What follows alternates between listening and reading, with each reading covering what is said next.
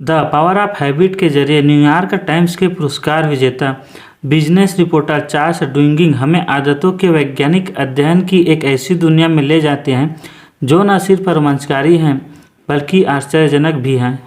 वे यह भी पता लगाते हैं कि कुछ लोग कंपनियों को सालों की कोशिश के बाद भी बदलाव के लिए संघर्ष करना पड़ता है, जबकि कई लोग रातों रात बदलाव लाने के लिए सफल हो जाते हैं। चार्ल्स उस प्रयोगशालाओं में भी जाते हैं जहां न्यूरोसाइंटिस्ट इस बात का पता लगाते हैं कि आदतें कैसे काम करती हैं और आदतों का जन्म हमारे मस्तिष्क में किस हिस्से में होता है।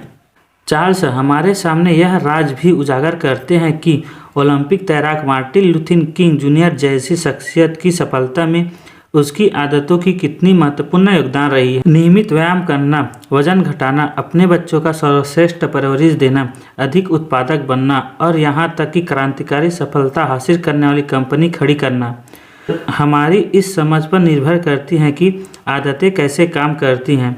इस नए विज्ञान में निपुण होकर हम अपने व्यापार, अपने समुदाय और अपने जीवन को रूपांतरित कर सकते हैं। लिसा एलन ने 16 साल की उम्र में ही शराब और धूम्रपान करना शुरू कर दिया था और लिसा का अधिकतर जीवन मोटापे से जूझते हुए बीता था।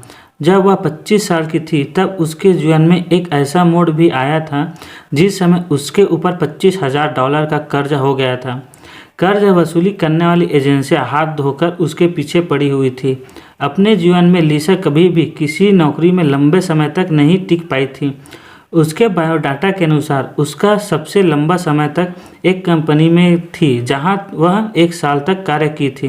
पर आज जो महिला शोधकर्ताओं के सामने बैठी थी वह एक दुबले पतले पर तंदुरुस्त शरीर वाली महिला थी जिसके पैर किसी धावक जितने मजबूत थे। चार्ट में जो उसकी तस्वीर लगी थी उसकी तुलना में वह 10 साल छोटी लग रही थी और उसे देखकर ऐसा लग रहा था कि जो भी उस कमरे में बैठे हैं उन सभी को व्यायाम के मामले में आसानी से पिछाड़ सकती हैं। उसकी फाइल में जोड़ी गई सबसे ताज़ा रिपोर्ट के अनुसार उसके ऊपर अब कोई कर्ज नहीं था। वह कर्ज मुक्त थी। वह शराब पीना, धूम्रपान करना छोड़ दी थी और पिछले 39 महीनों से सफलतापूर्वक एक ग्राफिक डिज़ाइन कंपनी में काम कर रही थी। शोधकर्ता लिसा के इस सफलता का कारण जानना चाहते थे, इसलिए शोधकर्ताओं ने लिसा के सामने ढेर सारे सवाल पूछना चालू कर दिए। लिसा बताती हैं कि उस समय वह मानसिक रूप से इतनी अस्थिर थी कि जब उसे प्लास्टिक जलने की बदबू आई तब जाकर उसे एहसास हुआ कि वह सिगरेट की जगह पेन जला रही है। पिछले 4 महीने में वह कई बार रोई थी। वह मन बहलाने के लिए दिन रात खाती थी और ठीक से सो नहीं पाती थी। इस दौरान वह बहुत शर्मिंदा, असहाय, उदास और क्रोधित महसूस करती थी। ये सब सोचकर वह बिस्तर पर ही लेटे लेटे उसे रोना आ गया। वह पूरी तरह से टूट चुकी थी। लिसा कहती हैं, मुझ पर उदासी की लहर छा गई थी। जीवन में मैं जो कुछ भी चाहा था वह सब टूटकर बिखर चुका था। मेरी हालत इतनी ख़राब थी कि मैं ठीक से सिगरेट भी नहीं जला पा रही थी। इन्हीं सब विचारों में गुम मैं बिस्तर से उठी और अचानक बिस्तर के पास की मेज़ पर रखे पानी के जग को मेरे हाथ लग गया। वह ज़मीन पर गिरकर टूट गया। यह देखकर मैं और भी ज़्यादा रोने लगी। मुझे बहुत बेचैनी और निराशा महसूस होने लगी। मुझे लगा कि अब मुझे अपनी ज़िंदगी को बदलना होगा, या कम से कम अपनी एक ऐसी चीज़ को तो बदलना ही होगा जो मेरे नियंत्रण में है। उसे महसूस हुआ कि उसे जीवन में एक निश्चित लक्ष्य बनाने की ज़रूरत है, कोई ऐसा लक्ष्य जिसे हासिल करने के लिए उसे सचमुच काम करना पड़े। लिसा ने निर्णय लिया कि वह एक बार फिर मिस्र वापस जाएगी और इस रेगिस्तान की ट्रेनिंग पैदल यात्रा करेगी। लिसा को पता था कि वह एक सनक भरा विचार था। उसका वजन बहुत ज़्यादा और भारी भरकम था। उसका बैंक बैलेंस भी खाली था। उसको तो यह भी पता नहीं था कि वह जिस रेगिस्तान उसके आंखों के सामने है उस रेगिस्तान का नाम क्या है और उसकी पैदल यात्रा संभव भी है या नहीं। हालांकि लिसा के लिए इनमें से कोई बात भी जो है वो उसके लिए महत्वपूर्ण नहीं थी, क्योंकि उसे बस कुछ ऐसा चाहिए था जिस पर वह अपनी ध्यान केंद्रित कर सके। लिसा ने खुद को उसकी तैयारी करने के लिए 1 साल का समय दिया। लिसा को पता था कि इस अभियान के लिए उसे त्याग करना होगा।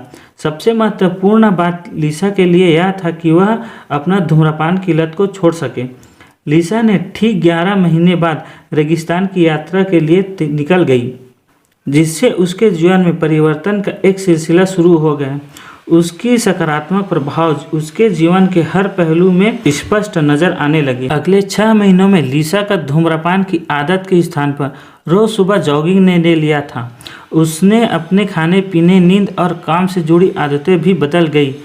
अब तो लिसा पैसे भी बचत करने लगा। वह रोज अपनी एक कार्य योजना भी बनाती थी और साथ ही अपना भविष्य सुरक्षित रखने की योजना भी बनाने लगी। अब उसकी पुरानी आदतों के स्थान पर नई आदतों ने ले ली थी। लिसा से सबसे पहले अपने धूम्रपान की आदतों को बदलने पर ध्यान केंद्रित किया और यही उसके अंदर आए बदलाव का मुख्य कारण था।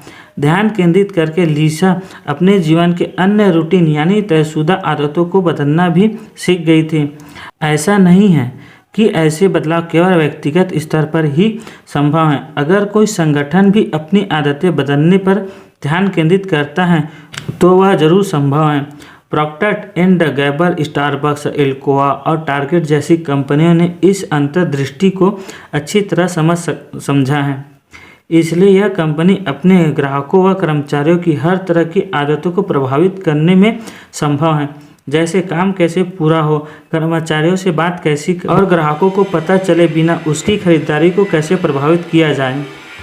हमारा जो संपूर्ण जीवन है केवल आदतों का परिणाम है। दिन भर में जो हम चुनाव करते हैं उनमें से ज़्यादातर सोच समझकर लिए गए निर्णय लग सकते हैं, पर असलियत में ऐसा नहीं। बस हमारी आदतें हैं। हम क्या खाते हैं, क्या पीते हैं, रात को सोने से पहले अपने बच्चों से क्या कहते हैं, पैसा खर्च करते हैं या बचत करते हैं, कितना व्यायाम करते हैं और अपने विचारों व काम से जुड़ी तयशुदा आदतों को नियोजित करते हैं। ये सब शुरुआत में हमारी छोटी छोटी आदतें लग सकती हैं, लेकिन समय के साथ इन छोटी आदतों का हमारा स्वास्थ्य, उत्पादकता, आर्थिक स्थिति और आनंद पर गहरा असर पड़ता है। लोग दिन भर में जो कार्य करते हैं या जितना कार्य करते हैं उनमें से 40% कार्य उसके निर्णय द्वारा नहीं होता, बल्कि उसकी रोजमर्रा की आदतों के कारण होती हैं। विलियम जेम्स ने अपने अधिकतर जीवन का लंबा समय यह समझने में लगा दिया कि आदतों का अस्तित्व क्या होता है। हालांकि पिछले 2 दशकों से ही वैज्ञानिक और विक्रेताओं को यह समझ में आना शुरू हुआ है कि आदतें कैसे काम करती हैं और सबसे महत्वपूर्ण बात यह है कि आदतों को कैसे बदला जा सकता है। इस किताब को 3 भागों में बांटा गया है। पहले भाग में आप यह जानोगे कि लोगों के व्यक्तिगत जीवन में आदतें कैसे उभरती हैं। इससे आदतों के निर्माण की न्यूरोलॉजी के बारे में बताया गया है और साथ ही यह समझाया गया है कि हमारी जो पुरानी आदतों को कैसे नए आदतों में परिवर्तन किया जा सकता है। दूसरी भाग में बताया गया है एक सफल कंपनी और संगठन के बारे में विस्तार से बताया गया है कि कैसे ट्रेजरी सेक्रेटरी बनने से पहले पॉल ओल ने संगठन के मुख्य आदतों पर ध्यान केंद्रित कर नुकसान में जा रही एल्यूमीनियम कंपनी का न केवल पुनर्निर्माण किया बल्कि उसे डाउ जोन्स इंडस्ट्रियल एवरेज की सूची में सबसे ऊंचे स्थान पर पहुंचा दिया। तीसरे भाग में समाज की आदतों पर प्रकाश डाला गया है। इसमें बताया गया है कि अमेरिका के अलबामा राज्य के मोंटगोमेरी के समाज की अंतर्निहित आदतों में बदलाव लाकर कैसे मार्टिन लूथर किंग जूनियर और नागरिक आंदोलन को सफलता हासिल हुई और इसी पद्धति का उपयोग करके एक युवा पादरी रिक वार्नेर ने कैसे सैंडबैग घाटी में देश का सबसे बड़ा चर्च बना दिया। आगे की समरी देखने के लिए हमारे पेंडी बुक समरी चैनल को सब्सक्राइब करके रखें ताकि वीडियो आपको आसानी से मिल जाए।